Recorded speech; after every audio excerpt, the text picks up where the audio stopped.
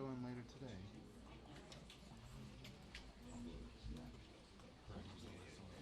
I'm not there. I haven't seen him. I'm not there that often.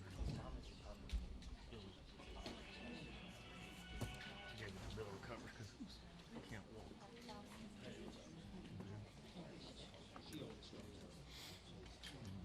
That's the problem.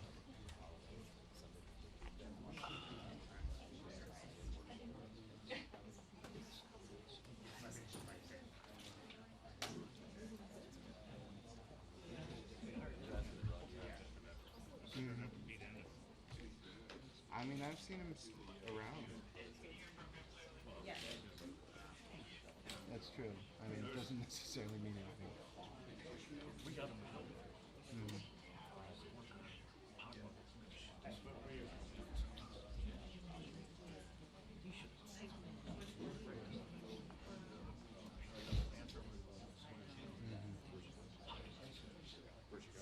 He couldn't explain to me.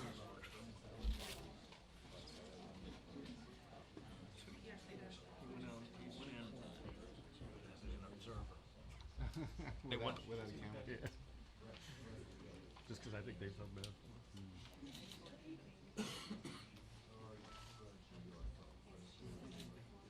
I know he was applying to OAM. So. They're trying to get him, and he can't get him somewhere. When he fucked that up, and he put that on the resume, that's the first thing they see. So I don't think that worked. I like to see him get the job. Yeah.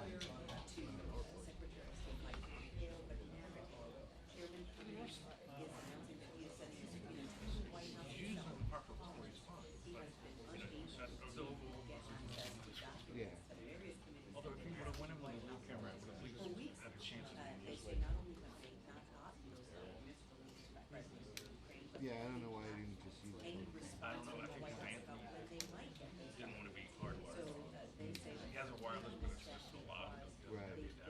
Stonewalled by the White House, by other agencies, and essentially what they're trying to do is to establish a record of the fact that their investigation has been obstructed by the White House, perhaps by the president himself. That obstruction of justice is just one of the I mean, no one's going to do well if you give them cameras and everything. Yes, and then he was even listening, but he didn't take a tripod. Somehow, they went across. Whoever was there, they were like, Anthony got some, I mean, show him how bounce and jam. He must have got in the wrong filter, or wrong wavelength. He must have went. I don't know. Or he bumped it.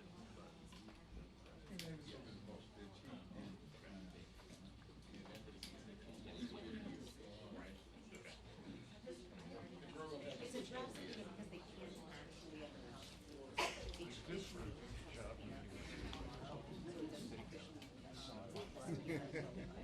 And he doesn't complain, he doesn't do anything.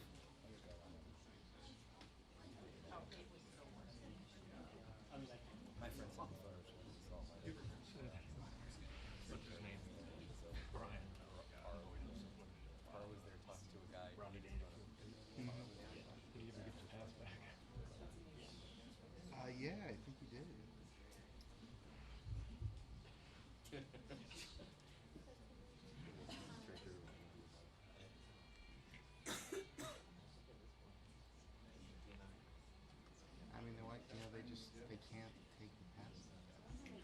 No, you haven't tried it before. Yeah, I tried it twice and failed.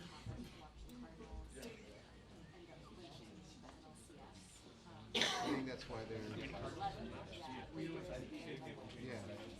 I think that's why they're doing the 6 month thing. But I mean, even then, they still can't really revoke it. Not without. You need the medicine. You need costs.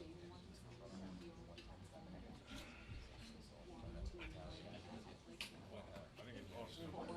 Yeah, it's he's over the knife edge now. He's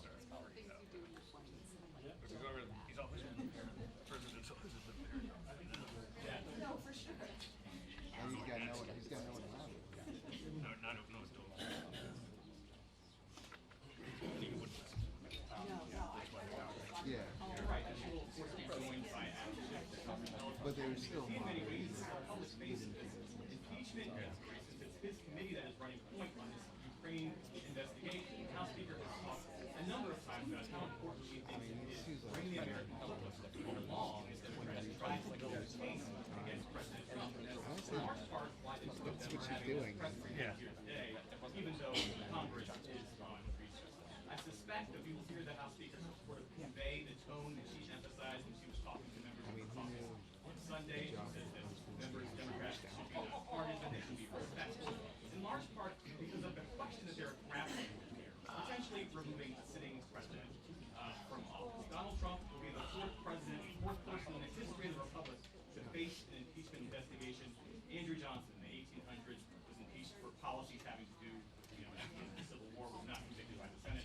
Everyone knows why Bill Clinton was impeached by the House, not convicted by the Senate. Richard Nixon, of course, resigned before he could be impeached. Donald Trump is the first person to face this impeachment question on national security grounds. The theory of the case that Democrats are building is that he used his public office, the office of the presidency, for personal gain.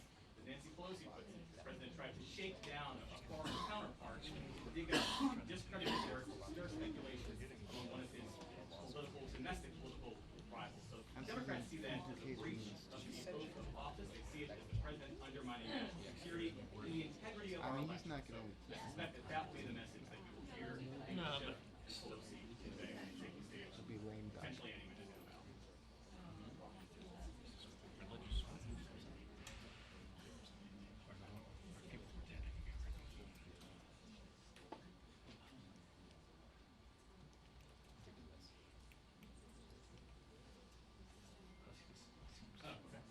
He's pretty creepy. Yeah, he's a lot. Okay. He has like look at him. He has the same mannerisms. Oh, yes. Very much what you watch without any of the camera.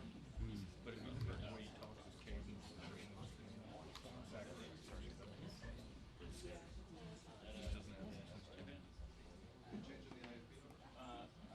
Yeah, 7822, I think.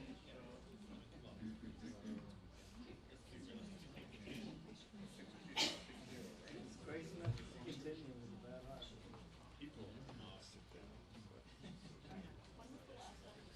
Missouri's still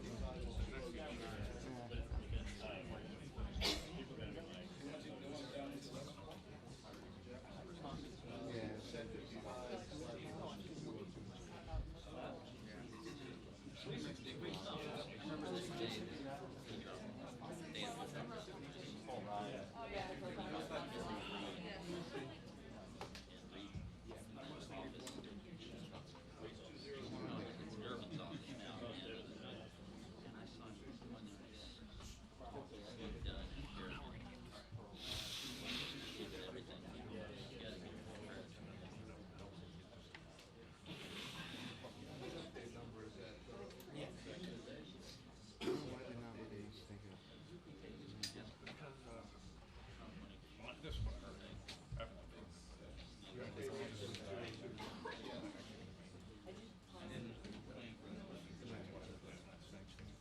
That could change.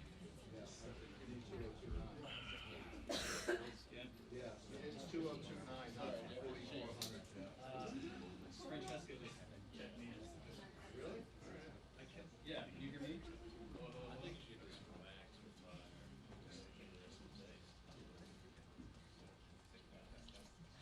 I do that all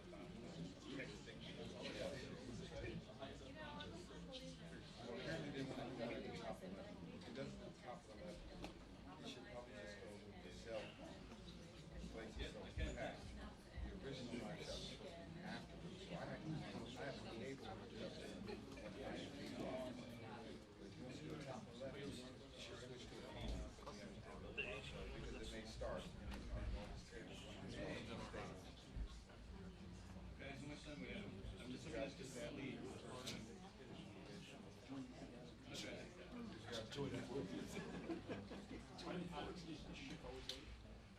Yeah, I know. If he does, that's fine. You're gonna run a straight timetable across the state. Now, if it starts, I told other people this right off the bat. The old parliament, parliament's up, the parliamentarians up. Like to speak. the original last shot. Because they had lights. Now they want to stand. And only the front row would have that.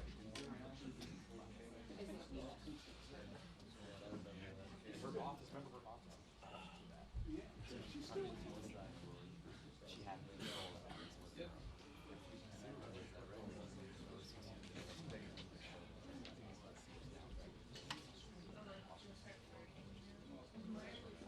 That was during the Abramoff, right before the Abramoff, we cleaned out the swamp election.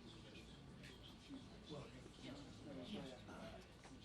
Oh, yeah, president. Yeah. Right. That's the last shot. Once they got there, they realized they couldn't do it. Okay, we're gonna wait till afterwards. We'll wait till afterwards. They want to do Once the it page now. skating was cold and hot, they didn't know how to. Oh, okay, I thought it was one of the Levin's killed? Okay, no, it's just one. Okay, what's that? The 11 is,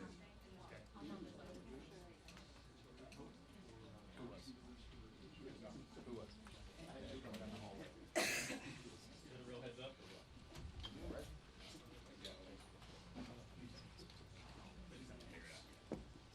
New York, this is Pelosi. I think she'll be in Washington soon. Catching up. Yeah, we just heard she was walking down the hall.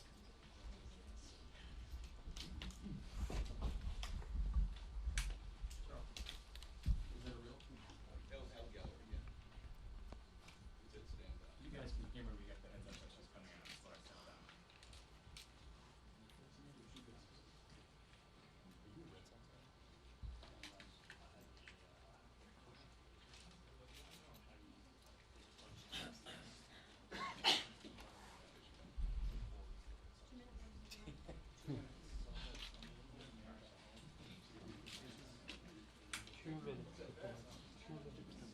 Hey, Margaret, can you hear me? I see one. Yeah.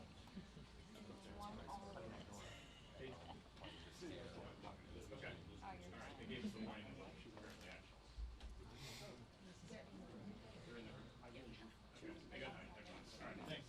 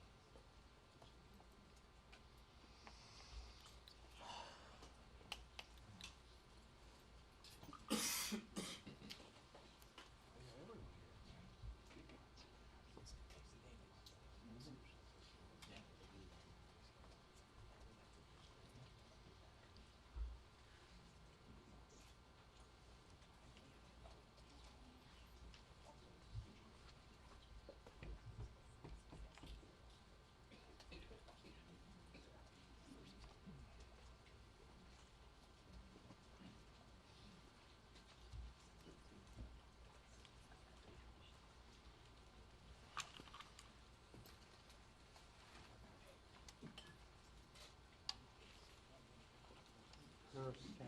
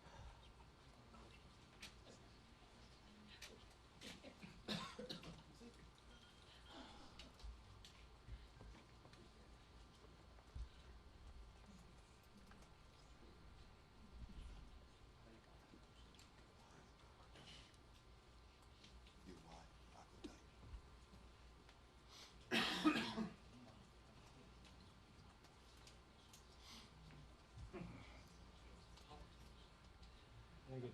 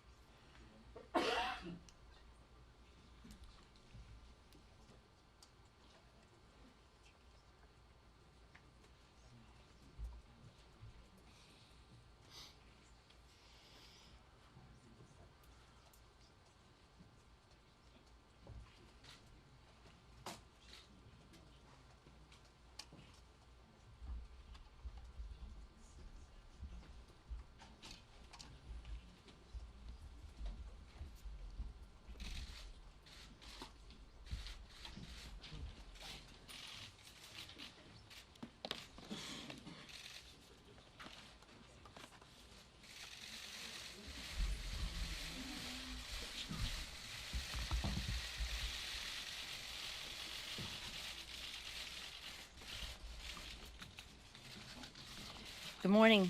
Good morning, everyone. Thank you for being here as we observe the district work period in the holy days.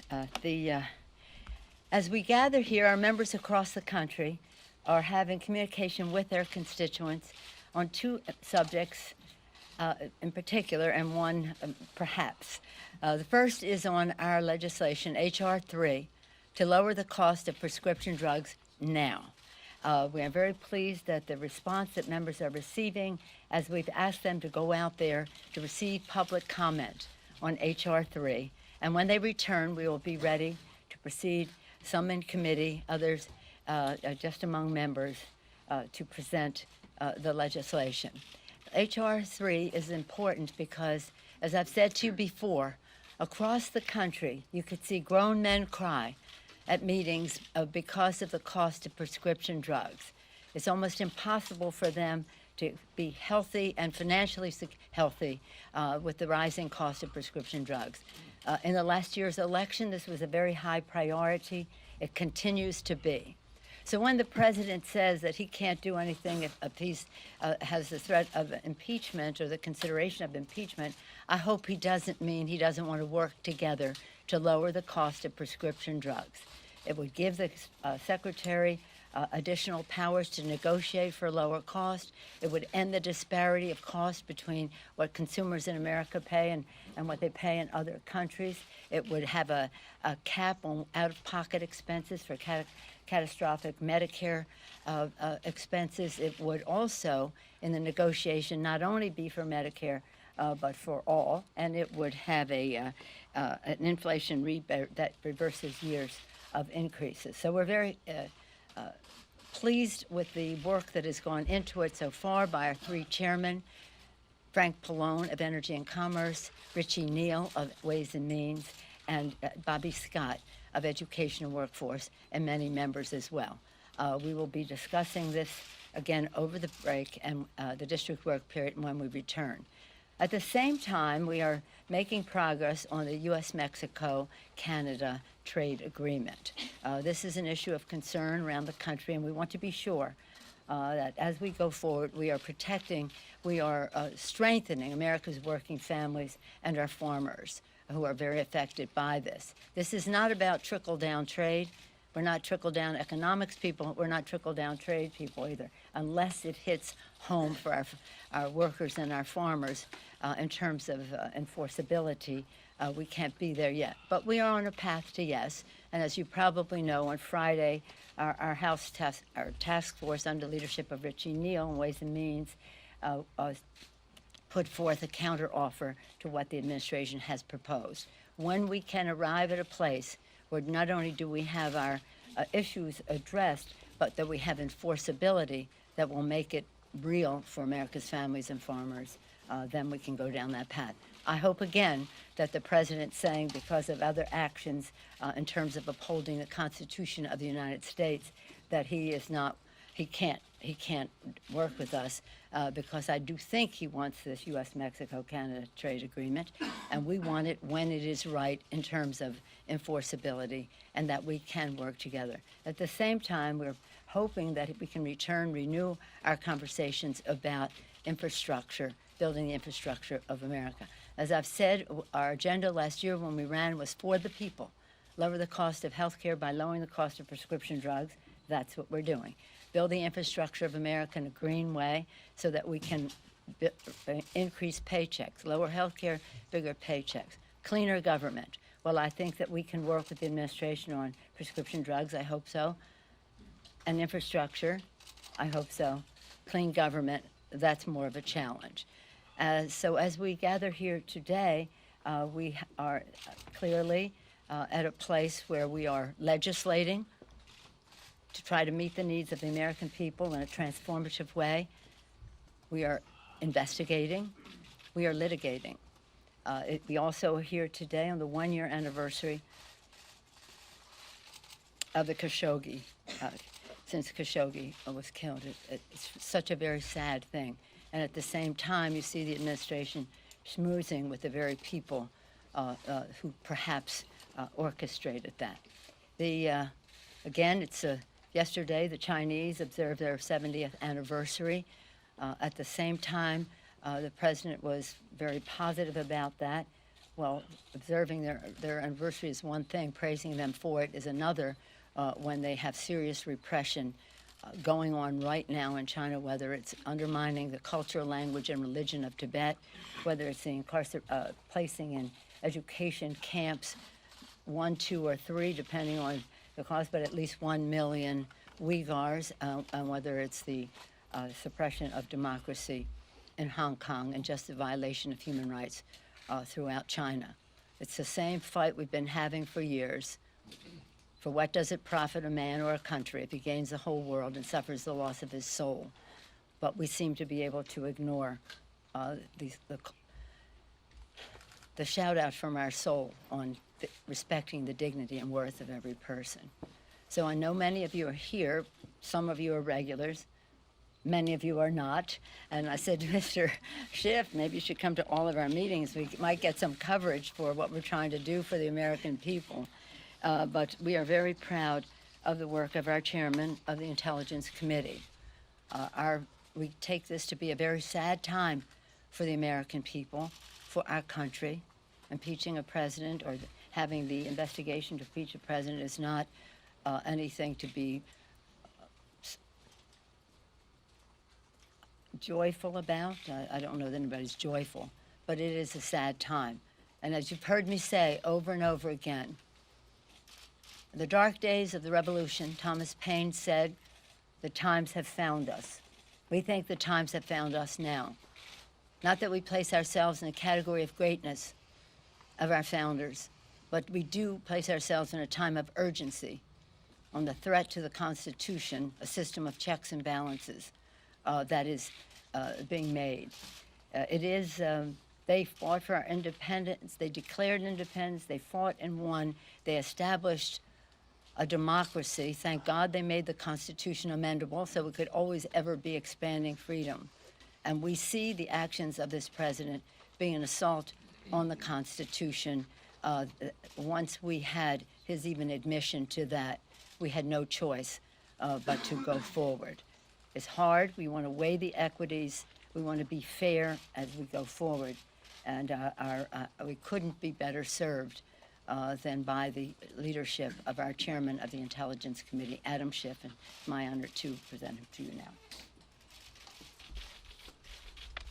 Thank you, Madam Speaker, and thank you for leading the entire House of Representatives through this very fraught time in the history of the Congress, indeed the history of the country. I also want to express my own condolence once again to the family of Jamal Khashoggi, who bravely sought to advocate for free expression in Saudi Arabia, and it cost him his life. We are deeply in his debt, and we are determined to bring about justice for those who were responsible for that heinous murder. It's also an appropriate time to recognize the danger facing journalists all over the world. In terms of the issues that we've been focused on this week, I want to give you a brief update of what has transpired really just within the last week. Last Thursday, the Intelligence Committee held an open hearing with the Acting Director of National Intelligence. The following day, Chairman Engel issued a subpoena to the State Department in close consultation with myself and Chairman Cummings. We are deeply concerned about Secretary Pompeo's effort now to potentially interfere with witnesses whose testimony is needed before our committee, many of whom are mentioned in the whistleblower complaint. And we want to make it abundantly clear that any effort by the Secretary, by the President, or anyone else to interfere with the Congress's ability to call before it relevant witnesses will be considered as evidence of obstruction of the lawful functions of Congress. And more than that, will allow an adverse inference to be drawn as to the underlying facts. That if they are going to prevent witnesses from coming forward to testify on the allegations in the whistleblower complaint, that will create an adverse inference that those allegations are in fact correct. On Monday, I issued a subpoena to Rudy Giuliani, again in consultation with Chairman Cummings and Engel. We expect Mr. Giuliani to comply with the legal process we are using. He is obviously a key figure in all of this by his own admission as well as by the allegations in the whistleblower complaint.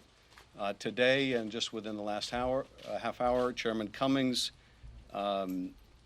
noticed a subpoena that will go out later this week or next week after the notice period has expired, that committee intends to subpoena documents that the White House has been withholding from Congress. We are obviously coordinating very closely with Chairman Cummings on that. On Thursday, Ambassador Volker is scheduled to appear before our committee. And on Friday, the Inspector General of the IC, Mr. Atkinson, will appear before the committee and testify as well. The last time that the Inspector General testified, we did not have the complaint. We now do. And we certainly intend to ask the Director about the efforts that were made to corroborate that complaint, which we now know the Inspector General found both credible and urgent. Next week, we have also scheduled a deposition or interview with the former U.S. Ambassador Yovanovitch to Ukraine, and we are in discussion with other State Department witnesses to secure their depositions.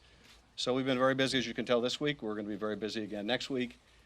We are proceeding deliberately, but at the same time, we feel a real sense of urgency here that this work needs to get done, and it needs to get done in a responsible period of time. Thank you. Thank you. Just one moment, please. I'll decide who asks the question.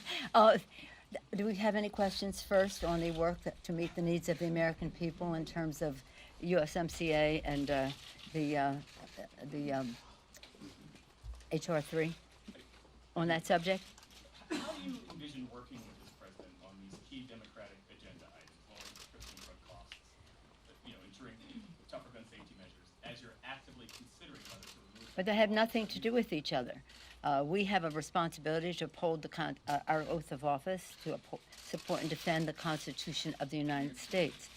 We also have a responsibility to get the job done for the American people. The president has said he wants this U.S.-Mexico Canada trade agreement to go forward, and we are awaiting the language on enforceability. Does it mean that he can't do that? That's really up to him. And I do expect that he does want that, and that he does need that, and that he's not going to blame it on us because we are honoring our oath of office. And then he says that he wants to lower the cost of prescription drugs. The American people want us to do that.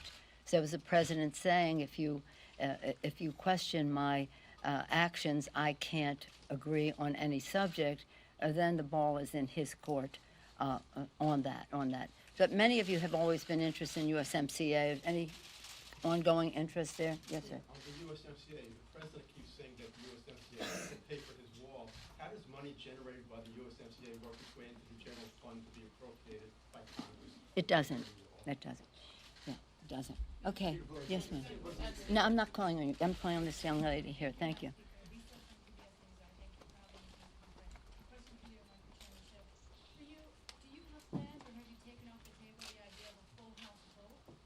I'm first, excuse me, dear. I'm first doing HR 3. Anyone on HR 3? Does anybody in this room care about the cost of prescription drugs and what it means to America's working families? From time to time, you've asked those questions. Does anyone care about the USMCA, U.S.-Mexico, Canada agreement? A hard, fast date on when you need this to be resolved on This being what? USMCA? No, I'd like, we're on a path to yes, as far as the trade agreement is concerned. And at some point, I'm just saying it's either yes or no. We either have enforceability or we don't. But I'm hopeful that we will, and I'm hopeful that it will be soon. Is there not a deadline you've given the administration or anything? No, well, we have a good working relationship. Believe me, the quiet you hear is progress. And we go back and forth, and over this break, the staffs are between the two, the trade rep and our negotiators are seeking clarification and where there's room for cooperation, where we may have more challenges, but it's going in a forward direction. So we're very pleased with that because, again, we're trying to find common ground with the president. He always wanted this. We do too. And let's just find our common ground in that regard. Another question on policy before we get to the other news of the day. What about the quiet we hear on gun legislation? 2 or 3 weeks ago, the White House telegraphed we might hear what the president would support in some sort of gun package. We even the press have heard nothing. Have you heard anything from the White House? Well, the most recent communication I had from the White House on gun violence prevention was a call from the president last Tuesday. So we can segue from one subject to the next here.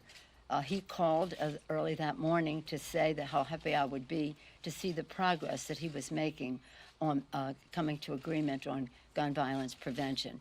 I was curious about what that progress could be. He said he was working with Democrats and Republicans. I don't know of any. I reminded him that we had sent a bill over to the Senate, H.R. 8 and H.R. 1112, 2 pieces of legislation that will save the most lives, and that I would hope that whatever he was talking about was very close to that. Oh, yes, you're going to be very pleased. That's the last I've heard of that. At that point, that is when the president segued into the telephone call in which he admitted that this call took place and that what happened was perfect. I said, Mr. President, it's not perfect, it's wrong. But your admission to what has now been in the public domain informs the timing of how we go forward. Again, that was the last I heard from them.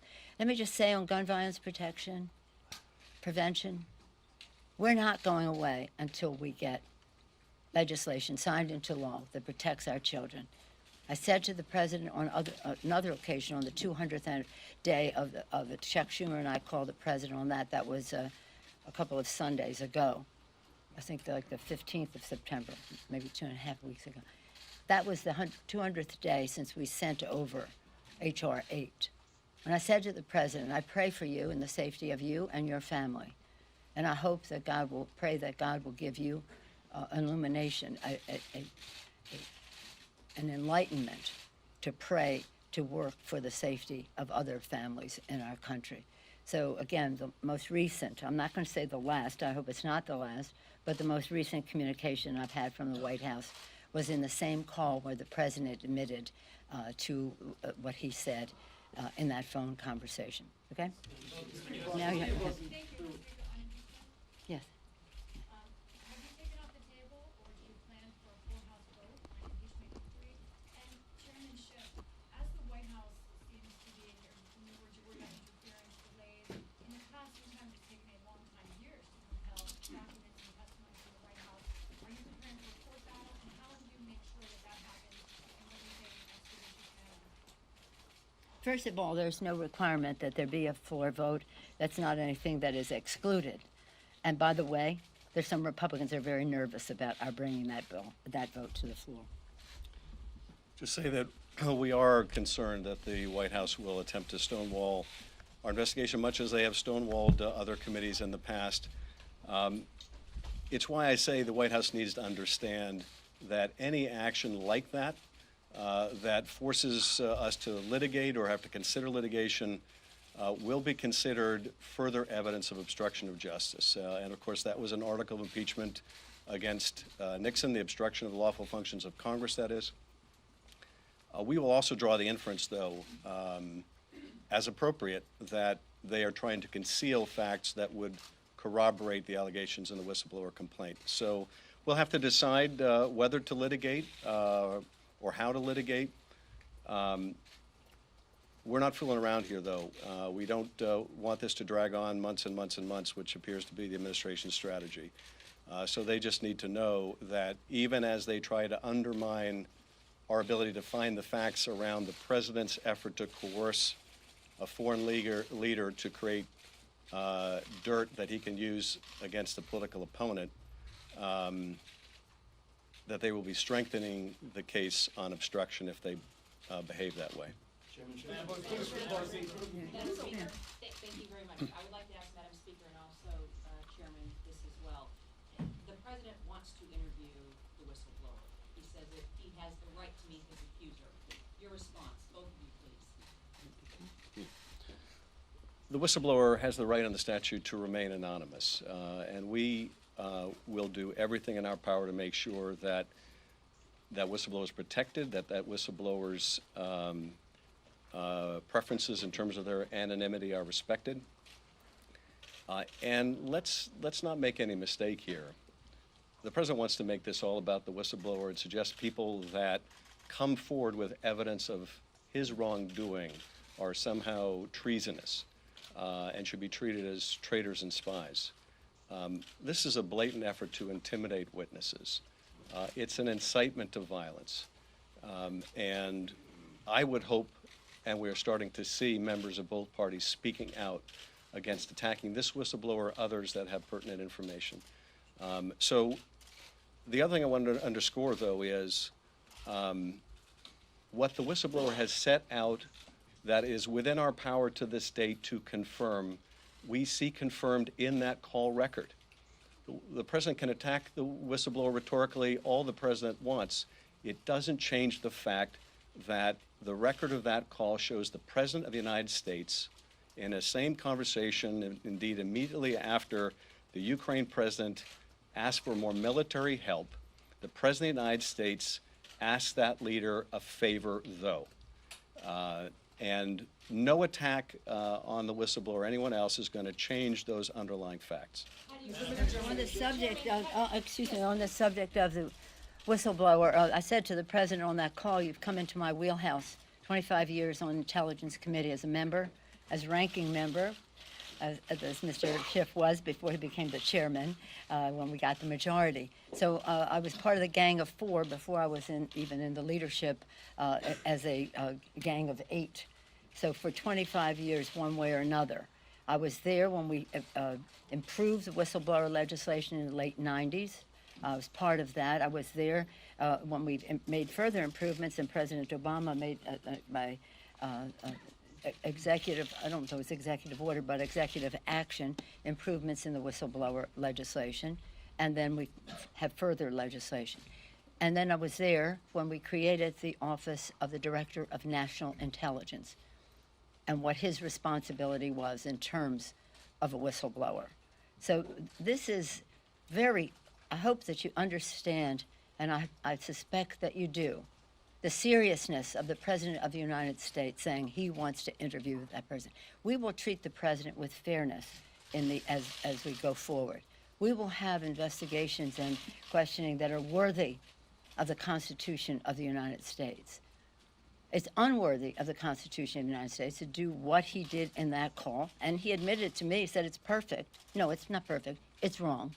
A, and B, that protecting whistleblowers is a very, very important requirement that we have. The intelligence community recognizes the importance of whistleblowers.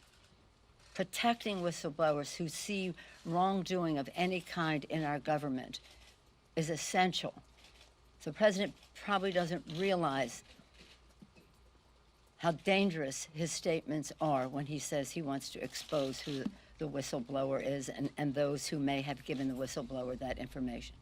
This is a very serious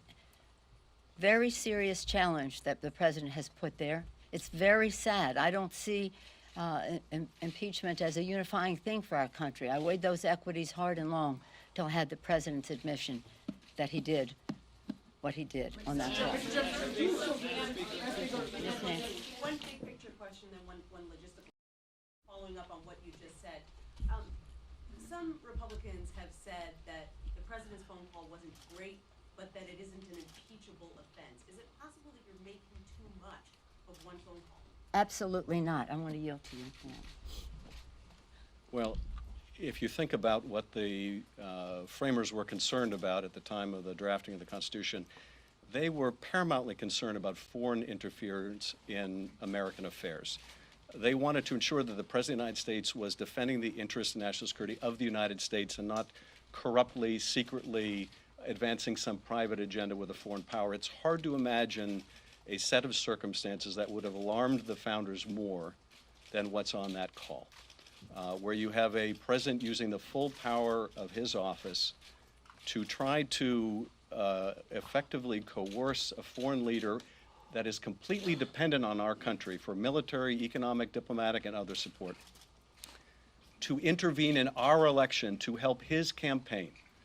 It's hard to imagine a more corrupt course of conduct. So to my Republican colleagues that say there's nothing to see here, or yeah, it's bad, but is it really something you'd remove from the president from office for? They're going to have to answer, if this conduct doesn't rise to the level of the concern the founders have, what conduct does? Now, we only know some of the facts at this point. The call record seems to be pretty indisputed. The suspension of military assistance is undisputed now. The sequestration of this call record and maybe others into a file in which they were never supposed to be placed, a file that is for classified information of the highest order, covert action, for example, those facts are not contested.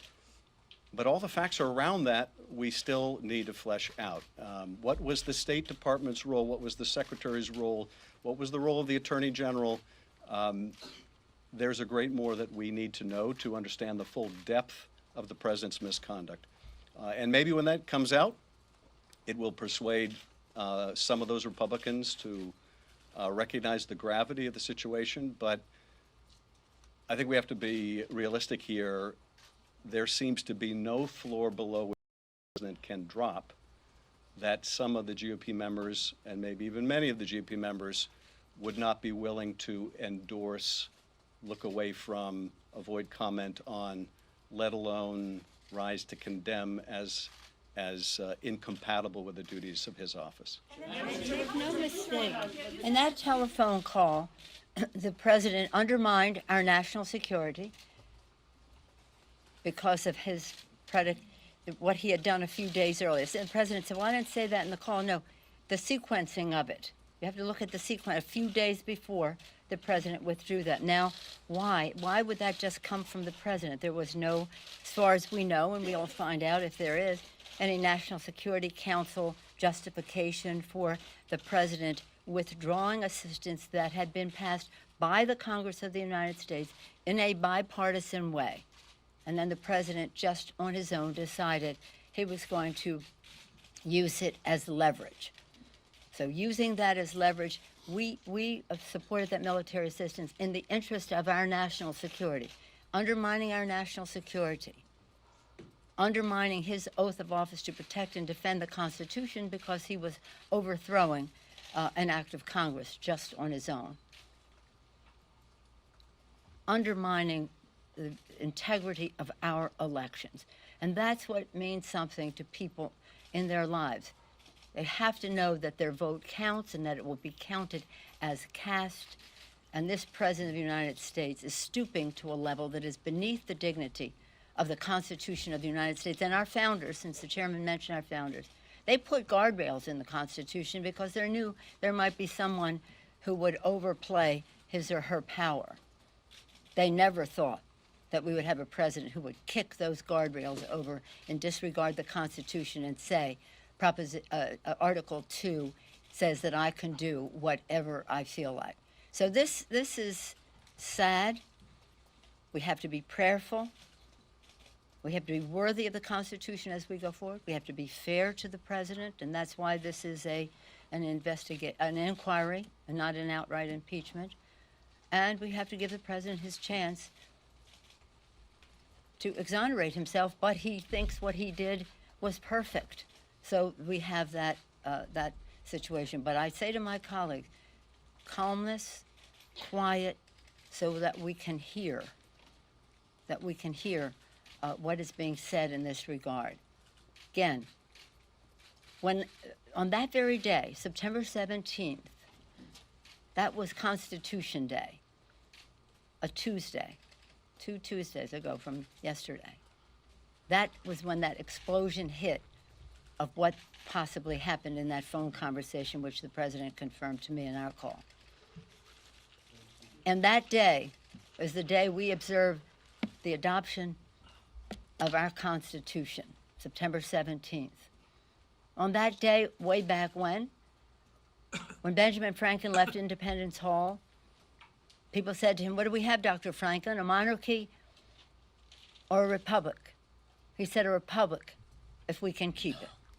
It is our responsibility to keep that republic with the genius of a separation of powers, three co-equal branches of government, each a check and balance on the other. Separation of power, a republic, if we can keep it. That's our responsibility. That's the oath of office that we take, and that is what is one of the reasons why we just have to look at the facts and the Constitution. Any other objections people may have to the president have no place in this discussion in terms of, is he too cowardly to protect children from gun violence? Is he too cruel to protect dreamers? Is he too in denial to understand climate change? The list goes on. Save that for the election.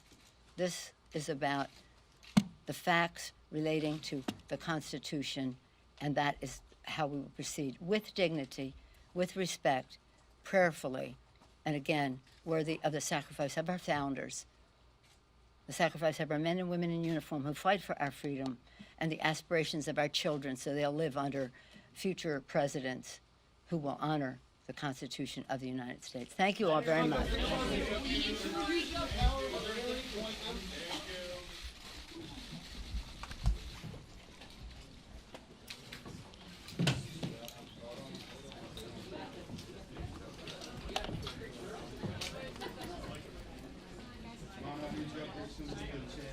Hold your cable when you come. Because knock your coffee over too.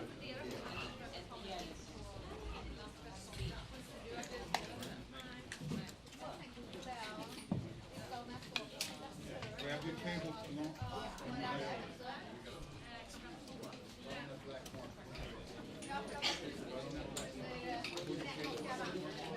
Right.